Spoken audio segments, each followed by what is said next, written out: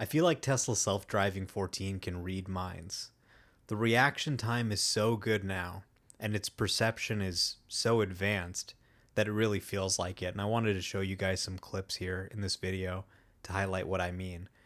A lot of the times it's actually kind of uncomfortable. It's braking a little bit too much for something that it didn't need to brake for, but it's really doing it because it can sense so much. And I wanted to show you guys what I mean. So here in this first clip, you have a woman who's actually pressing the crosswalk button. She didn't enter the crosswalk yet, but just based on her pressing the button, and I think the lights lighting up above, the car was able to stop and let her cross, which I thought was very courteous. Then you have this woman who just turned her head back to look if it was safe to cross, and just based on that, the car was able to slow down and let her cross. I didn't even realize that she wanted to cross, and I probably wouldn't have stopped. But if you take a look at this in slow motion, you can see she turns her head, and almost instantaneously, the car is slowing down. This is just crazy. Its ability to know what others want to do and really predict what other agents are going to do better than I can. Now here's another example with a crosswalk where you have two people approaching the crosswalk and it was able to stop and let them cross. Again, I think that's a little bit overcautious.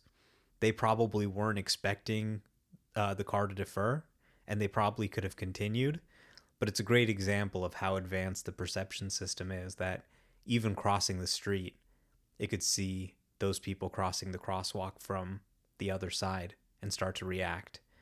Here's another example where someone's walking to the crosswalk. They probably didn't expect the car to stop, but once it did, they went ahead and crossed. Now I wanted to show you some examples involving cars rather than people.